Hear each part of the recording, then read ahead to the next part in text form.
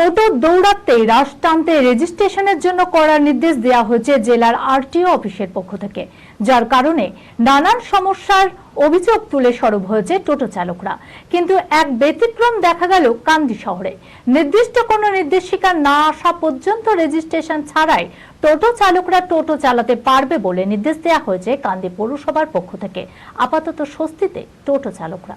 মানসিক স্বাস্থ্যের জন্য সবার আগে যে নামটি মনে ভেসে ওঠে, সুস্থ মনের ঠিকানা মনোবীক্ষণ। যোগাযোগ নাম্বার 7477799516।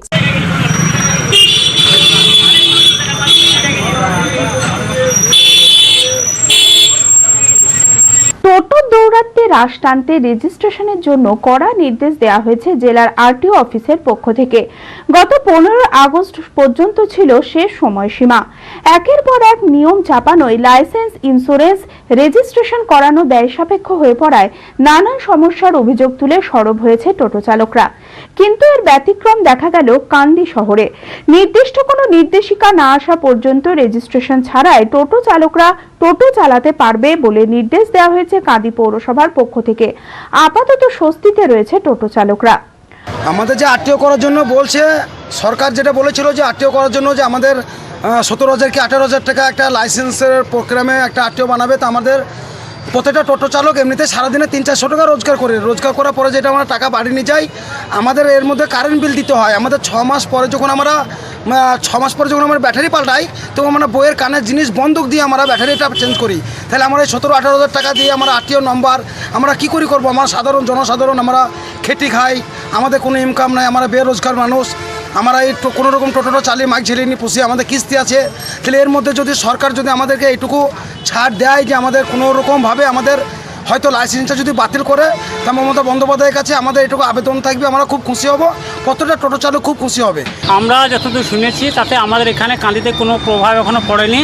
তো এই নিয়ে আমাদের চেয়ারম্যান বা আমাদের এমএলএ সাহেব, তার কাছে আমরা গিয়েছিলাম, বলছে যেভাবে চলছে এভাবে চালাও, তোমাদের কোনো সমস্যা হলে তোমাদের পাশে আমরা আছি। এখনও পর্যন্ত কান্দি শহরে কোনো টোটোওয়ালাকে কেউ কিছু বলেনি। আমরা সেই এমএলএ সাহেবের বা আমাদের চেয়ারম্যান সাহেবের সাহসে আমরা চলছি। টোটো রেজিস্ট্রেশন নিয়ে বিরোধীরা নানান গুজব রটাচ্ছে, যার কারণে নানান সমস্যার সমাধান হতে হচ্ছে টোটো চালকদের। তাই নির্দিষ্ট নির্দেশিকা না আসা পর্যন্ত রেজিস্ট্রেশন করা হবে না বলে জানান আইএনটিটিইউসির সভাপতি উজ্জ্বল ঘোষ।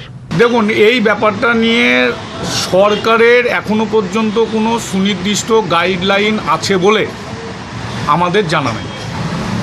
সরকার এখনো পর্যন্ত সরকারি লেভেল থেকেই হোক বা সরকারি প্রশাসনিকভাবেই হোক আমাদের কাছে কোনো নির্দেশ আসেনি এই প্রশ্নে। তবে এই বিষয়টা নিয়ে আমাদের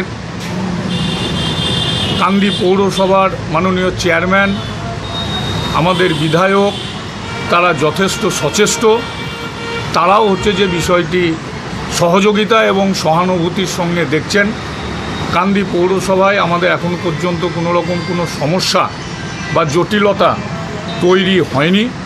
যদি তৈরি হয়, নিশ্চিতভাবে আমরা চেয়ারম্যান এবং এমএলএর সঙ্গে কথা বলব। পৌরপিতা জয়দেব ঘটক বলেন, আমাদের কাছে কোনো নির্দেশিকা দেওয়া হয়নি, সেই কারণে টোটো চালকদের কোনো নির্দেশ দেওয়া হয়নি। বহাল তবিয়তে টোটো চলবে। কোনো নির্দেশিকা আসলে আমরা টোটো চালকদের নিশ্চয়ই জানাবো। প্রথমেই আপনাদের মধ্য দিয়ে যে প্রশ্নটা উত্থাপন করা হয়েছে, প্রথমেই আপনাদেরকে জানাই যে টোটো নিয়ে সরকারের কোনো গাইডলাইন, কোনো অর্ডার কিছু নেই। টোটো যেমন চলছে রাস্তায় তেমনই চলবে। সারা পশ্চিমবঙ্গ জুড়ে অস্থিরতার একটা পরিবেশ তৈরি হয়েছে। সিপিএম, কংগ্রেস, বিজেপি এই সময়ে মানুষদেরকে বিভ্রান্ত করার জন্য সোশ্যাল মিডিয়ার সাহায্য নিয়ে বিভিন্ন খবর, বিভিন্ন গুজব ছড়াচ্ছে। আমি টোটো চালকদের কাছে অনুরোধ করছি, শহরের কোনো টোটো চালকদের যদি কোনো রকম অসুবিধা হয় সরাসরি আমার সঙ্গে যোগাযোগ করবেন।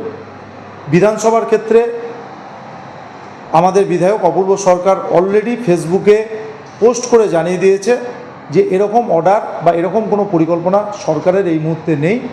টোটো বহাল তবিয়তে চলবে। যদি কোনো অসুবিধা হয় জেলার ক্ষেত্রেও সরাসরি অপূর্ব সরকার মহাশয়ের সঙ্গে যোগাযোগ করবেন। তার ফোন নাম্বারও দেওয়া আছে সোশ্যাল মিডিয়ায়।